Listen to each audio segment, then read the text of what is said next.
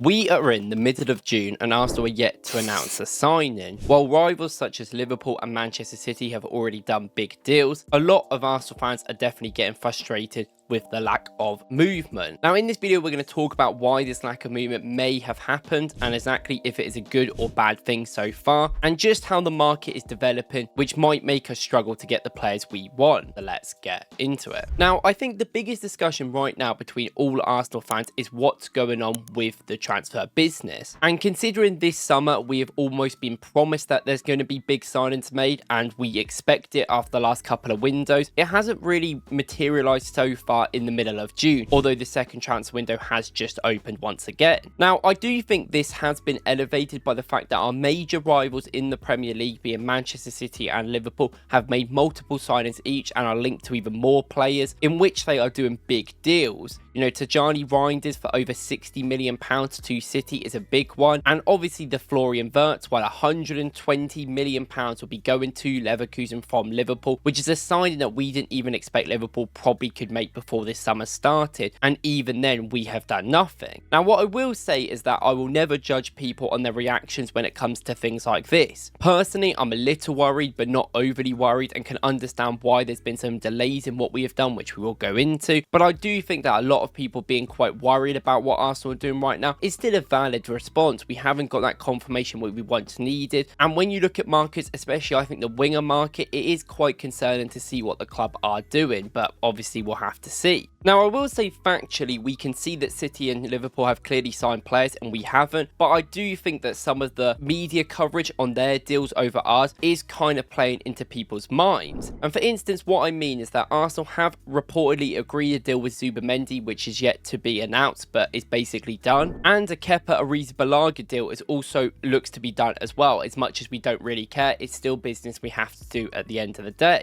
I compare this to people like Florian Wirtz, who does look like he's getting closer but it still hasn't been announced at the time of recording. People like Gittins for Chelsea, where they haven't even announced him at all, and the same with Mbuemo for Manchester United. At this time of recording, United have actually only signed Cunha, and that was a release clause signing for a very expensive fee, so you can kind of understand that some of the media coverage isn't really taking into effect Zubamendi, but is in the other instances, which I don't think is entirely fair. I also think we know how Arsenal act in the market. Now, we've made multiple videos about the change that Andrea Berta has done and how we are looking at loads more targets, we're agreeing deals with multiple players, but it does seem like Arsenal are still quite a slow team of getting things together. Now, I don't know who it's based on. I don't know if it's down to the recruitment team. I would guess probably not. It seems to be a money issue. Arsenal always need to figure out payment structures and all this stuff, which takes a long time, and it does seem like that is really dictating what we are doing, especially with the striker market, where it's quite obvious we want even Victor Woklz or Benjamin Sesko, and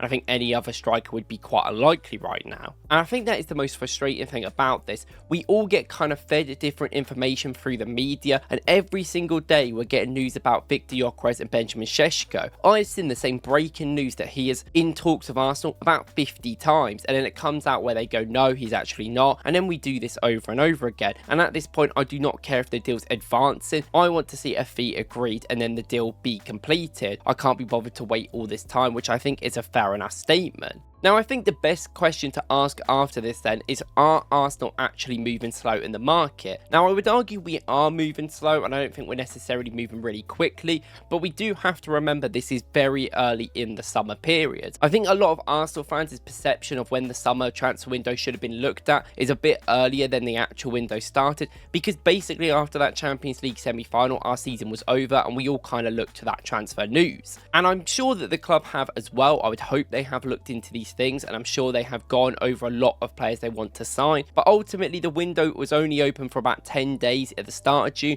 obviously reopened yesterday, the time you're seeing this, so it is still very early days for a lot of business really to go on, and I'm willing to personally give it time to see what materializes. Now, there's always good things and bad things that get from waiting. I don't think it's a clear black and white system of it being bad. There is definitely different developing things that can happen in a market, which end up making some big players become available. You know, I expect Xavi Simons, who has just come out and said he wants to leave Leipzig, I think that will start materializing. We'll see what sort of teams go in for him. We will also see the big one being Rodrigo, which is someone we are waiting for, which is one of the big reasons why we can't really go ahead and buy a winger, because I think we want to see what Rodrigo says, and that's going to take a while after the Club World Cup, which doesn't end until another month. And if these guys say, yeah, that's obviously a great thing, we bring them in and we can spend that money. But obviously, if they don't, then there's more concerns that created. We've seen what's happened, I think, especially in the winger market, where Arsenal have tried to look at other wingers. We know we like Nico Williams for years now, and he eventually kind of rejected us, soft rejected us for a Barcelona move. And then lots of other wingers are also becoming less available. Maybe a Leao isn't what we're really looking at, I don't think personally, but he could be off to Bayern, or Bayern could try and get someone else. You know, Gittins looks like he's going to go to Chelsea after their Club World Cup is sorted. And even like a third option, like a Sane, is already off the table. I know he wasn't the priority, but he was definitely a player we did consider, and now we just cannot, because they acted a lot quicker than us.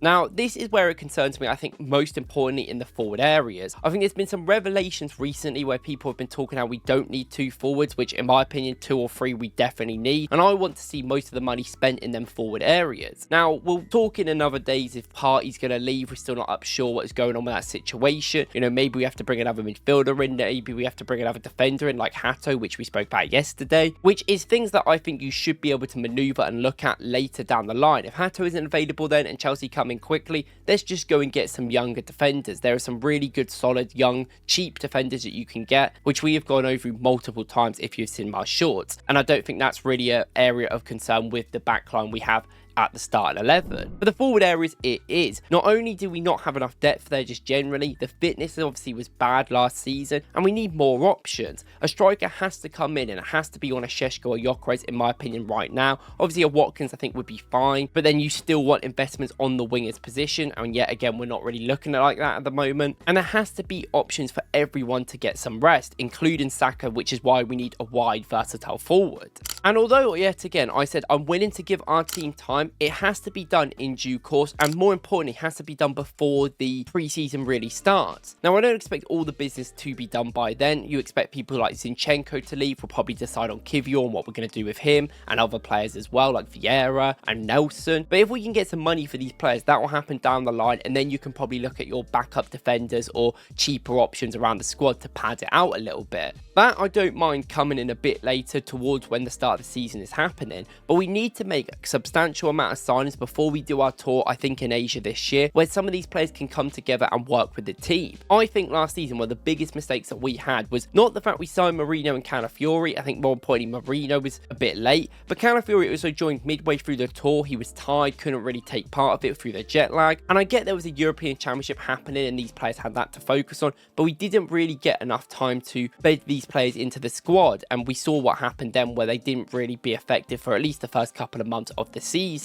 I think the year before, when we signed Timber, we signed Havertz, we signed Rice early, we got to see it. Okay, we can argue Havertz's performances straight away weren't great, we can argue about the role there as well, but Rice and Timber came in. Obviously Timber got injured, but they were ready to play, and they played brilliant in that Community Shield game, I remember, and it really gave us that level that we needed, and I think we need that now. If we buy a striker like Šeško, he has to have given that time. He needs to bed in with a team, a much different team compared to a Leipzig, which he's been at, and he needs to be given time. And that is the thing. Even though I am equally as frustrated, I think, in the terms of where are we actually going, I'm patient within this club right now, because we've got a while until preseason starts. We've got about a month, and I know a lot of teams, we keep hearing about it, are waiting for that July financial period. You know, we get talk about Zubimendi and Real Sociedad not wanting to go through until July, which I do think personally is a bit of a stupid thing, but it is what it is. But I think when these at least get confirmed, hopefully towards July at the start, then we'll be a little bit more lightheaded. But that's not really where I'm concerned. I just want us to agree deals and be a bit more diligent in the market. We keep hearing about Arsenal agreeing deals for 2 strikers, but we're not really hearing that for wingers. We seem to have tried really hard for Williams and yet again didn't get him, which I don't even know why we came back for him after last summer and literally the last 18 months where I've been trying to get him, but he's never really seemed interested. And if Rodrigo says no and a Barcola looks unlikely, I don't really know the direction we're going to go in. Maybe a Yildiz, maybe a Nusa, maybe that younger player, maybe a Semenyo could help as well. But are they really players that are going to start every game? I'm not really sure about that, but they would help and they would still cost a lot of money. And I think that situation is quite getting to me a little bit. Now, overall, I want to see what you guys think, because I know a lot of you are probably going to think patiently, a lot of you are going to be frustrated, and I think it's actually fair to have both perspectives. Right now, I think I'm patient until we get into probably about the first week of July, and then I'll be like, why is stuff not ramping up? But I'm willing to give us time until then. I don't think we should really look at Liverpool and Man City to compare us to them, because we're in different situations. But I do think that obviously you see Liverpool making these world-class signings, and it makes you think, which we do need to get there down the line, and hopefully we can act a little bit quicker. But let me know what you guys think in the comments. I appreciate you guys as always, and I'll see you in the next one.